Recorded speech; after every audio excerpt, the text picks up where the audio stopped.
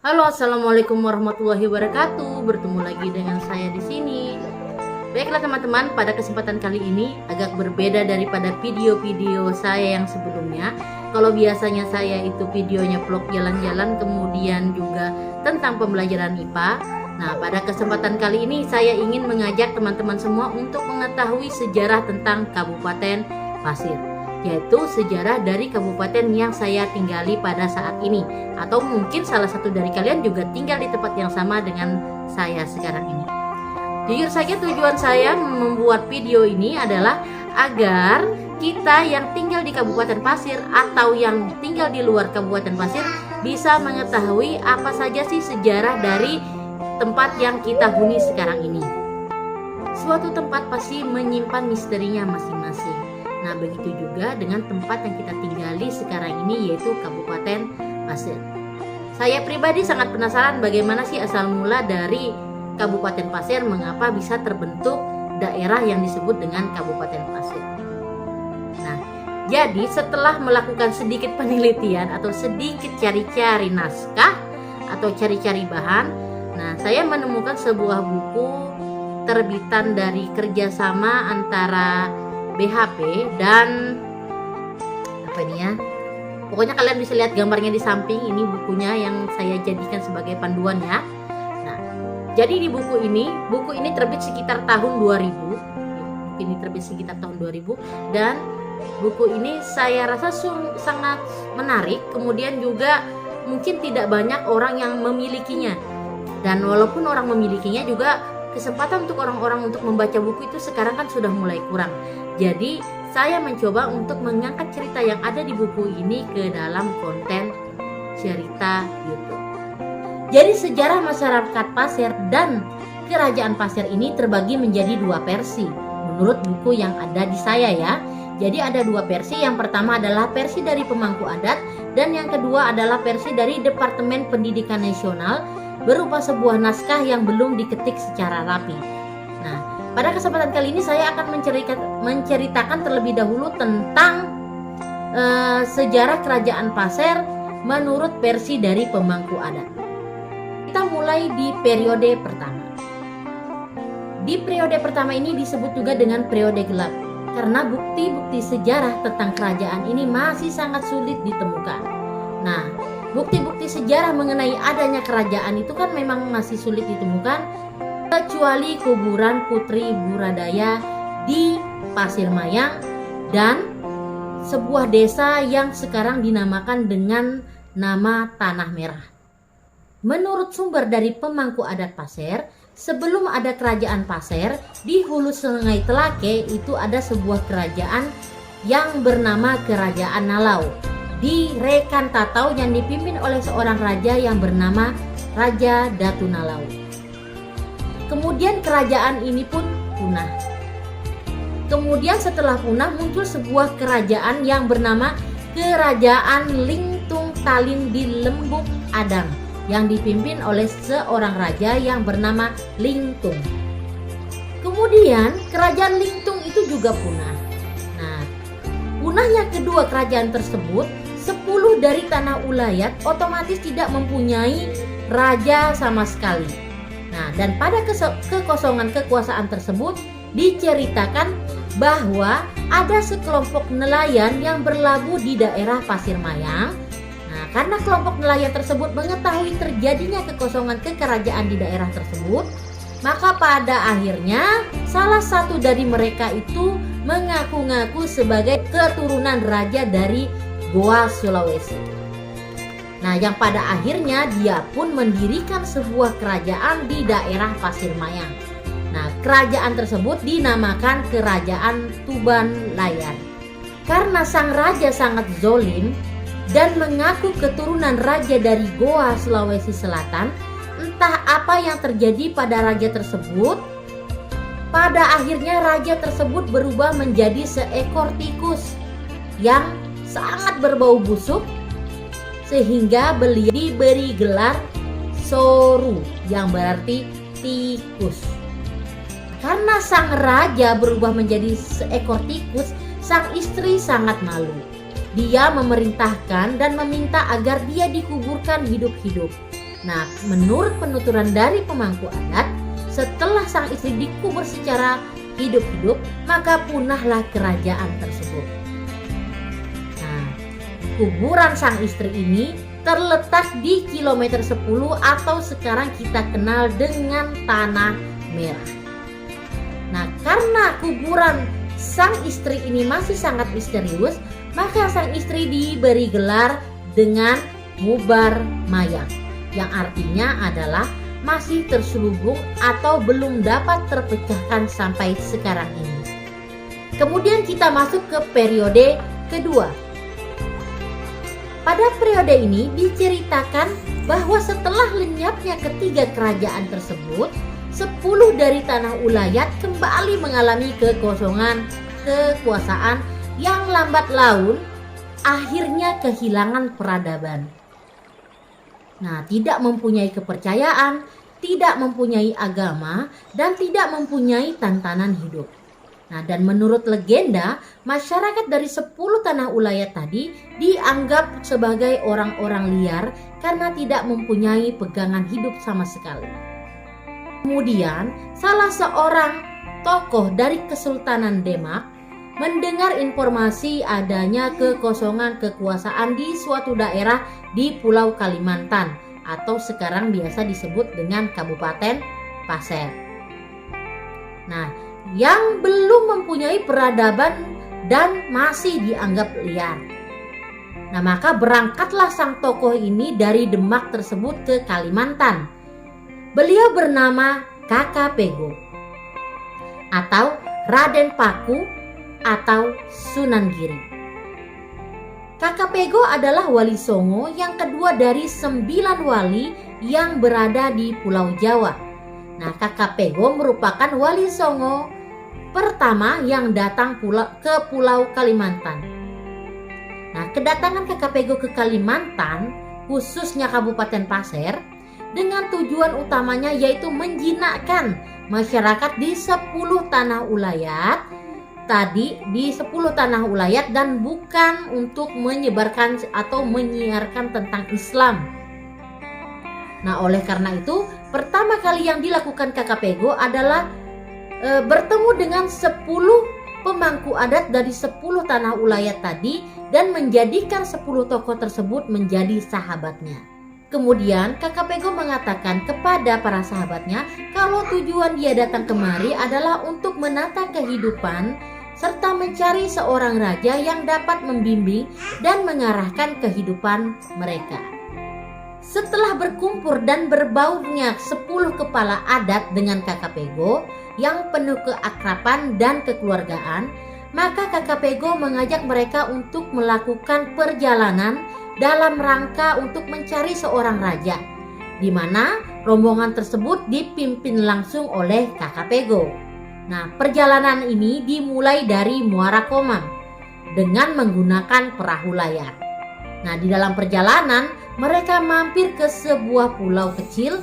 Nah, dan di pulau tersebut terdapat pohon buah asam yang sangat besar yang disebut dengan Pau Jinggi. Kemudian mereka mengambil sebuah benda seperti tempurung yang disebut dengan melawen. Rombongan yang dipimpin oleh Kakak Pego akhirnya sampai di muara sungai Kuang Ho Cina. Saat rombongan berada di muara sungai, pada waktu itu adalah bulan purnama ke-17. Kakak Pego dikejutkan oleh kedatangan seseorang yang sangat misterius yang datang secara tiba-tiba. Orang tersebut berjalan di atas air, kemudian dia memberi salam kepada Kakak Pego dan menghampiri Kakak Pego. Nah, pada saat itu 10 kepala atau 10 ketua dari tanah ulayat itu tertidur pula sehingga mereka tidak mengetahui apa yang terjadi pada Kakak Pego dan orang misterius tadi.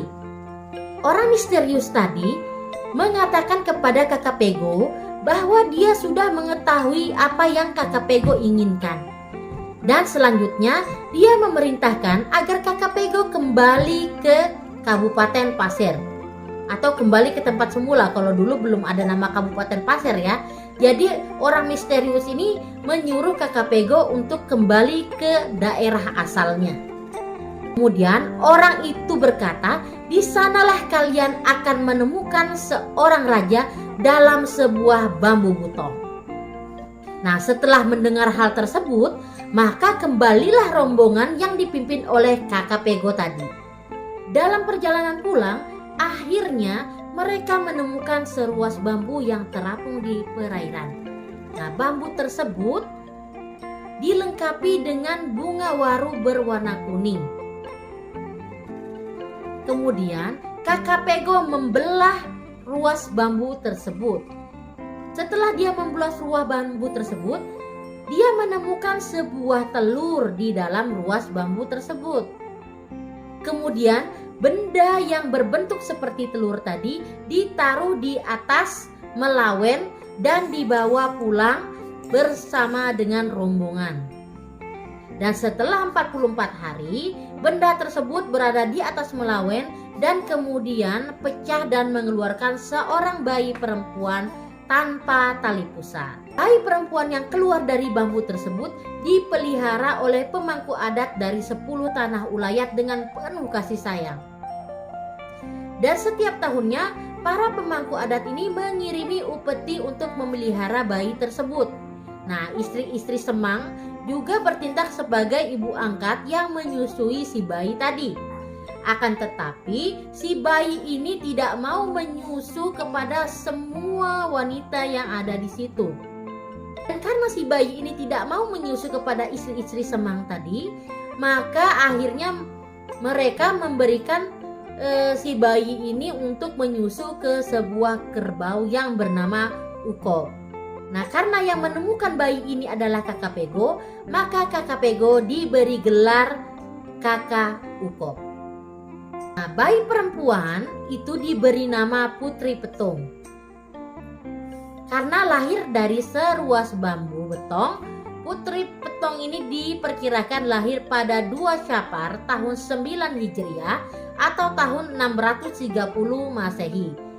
Inilah awal terbentuknya kerajaan Pasir. Kemudian kita masuk ke periode ketiga. Kapan sebetulnya sebutan Ulun Pasir itu muncul? Nah, untuk memberikan jawaban dari pertanyaan itu, yang harus dilakukan adalah melakukan penelitian lebih lanjut, dan itu pun barangkali belum memperoleh hasil yang memuaskan. Nah, untuk mengetahui perjalanan sejarah orang Pasir, perlu kita lihat beberapa hal yang penting yang ada di daerah Kabupaten Pasir. Menurut sejarah, di Kabupaten Pasir pernah berdiri sebuah kerajaan yang bernama Kerajaan Pasir. Dan dari berbagai versi yang sudah terbit dan beredar dalam berbagai naskah, ada yang menamakan Kerajaan Sadurengas atau Kerajaan Pasir Belengkong. Nah, kata Sadurengas sebenarnya adalah istilah dari kakak Pego yang artinya menjembatani untuk menuju ajaran tauhid. Sedangkan Pasir Belengkong merupakan nama gabungan dari 2 desa, yaitu Pasir Benuo dan Desa Belengkong. Pada zaman Jepang, 2 desa ini digabungkan menjadi satu, yaitu Pasir Belengkong. Menurut sejarah, pada saat kerajaan semakin berkembang, yang pada waktu itu pusat kerajaannya berada di Desa Lempesu, Panembahan Sulaiman berinisiatif memindahkan pusat kerajaan dari Lempesu ke Gunung Sari, atau sekarang kita kenal dengan Kecamatan Pasir Belengkong. Mengapa dia memindahkan? Karena lokasi tersebut dekat dengan perairan yang memudahkan untuk transportasi dan perdagangan. Nah, setelah kerajaan pindah ke Gunung Sari, inilah mulai tumbuh dan berkembangnya perekonomian di Kerajaan Pasir. Maka banyak pula lah pedagang dari Sulawesi, Jawa, Singapura, Arab, India, Cina, dan Portugis yang berlabuh di dermaga Pasir Belengkong. Kerajaan Pasir semakin lama semakin berkembang, baik dari bidang sosial, politik, dan ekonomi, yang pada akhirnya terjadi asimilasi penduduk dan kebudayaannya. Sehingga pada akhirnya salah satu keturunan raja yang bernama Aji Nyese, raja muda, terpikat dengan seorang pedagang yang berasal dari Singapura. Pedagang tersebut bernama Anja. Anja ini adalah warga Singapura berketurunan Bugis. Anja ini sangat kaya raya dan sampai sekarang pun kekayaannya belum habis. Bahkan di Singapura sana dia masih memiliki sisa-sisa peninggalan hartanya berupa tanah. Nah, perkawinan antara Aji Nyesek dan Anja banyak menghasilkan keturunan.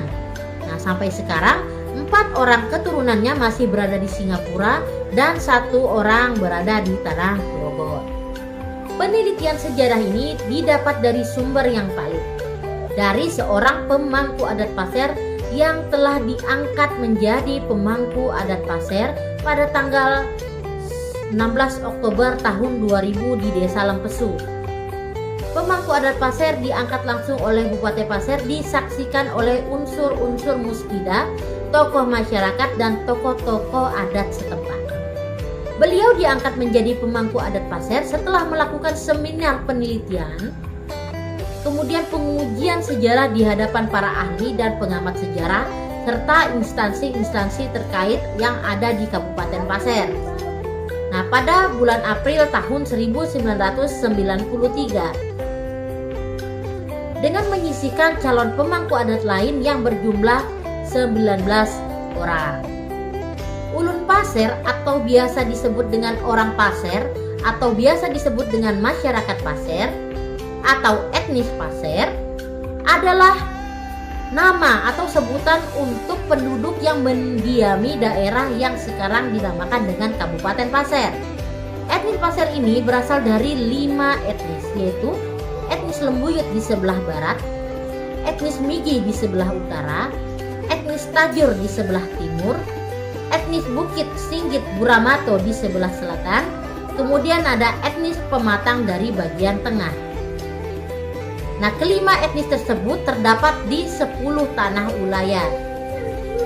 10 tanah ulayat itu diantara lain adalah Balikpapan, Pagatan, Tanjung Aru, Telake, yaitu Longkali dan Kuaro, kemudian ada Batu Kajang di daerah Batu Aji, kemudian ada Sungai Biu daerah Sunggit, Sungai Samu, Kerang Batu Engau, kemudian berada di Sungai Batu Kajang di Muara Lusan dan Tiwei. Kemudian yang ke-8 adalah mulai dari Sungai Batu Kajang ke Ilir disebut daerah Setio. Dan yang ke-9 mulai dari Sungai Samu sampai ke Lempesu. Dan yang ke-10 itu mulai dari Lempesu Ilir, Muara Pasir, Pasir Benua, dan Pasir Blengko. Dari 10 tanah ulayat tersebut, maka Putri Petung berinisiatif mempersatukannya dan mempertemukan 5 etnis tersebut. Nah, 5 etnis ini dipertemukan dari 10 tanah ulayat. Dan mereka bertemu di daerah Lempesu. Desa Lempesu ini artinya adalah tempat berkumpul semuanya. Adanya 5 etnis dari 10 tanah ulayat, inilah asal mulanya masyarakat Pasir, serta berdirinya kerajaan Pasir. Putri Petung yang lahir dari seruas bambu betong dan dipelihara oleh kakak Pego, serta dipelihara oleh 10 pemangku adat dari 10 tanah ulayat.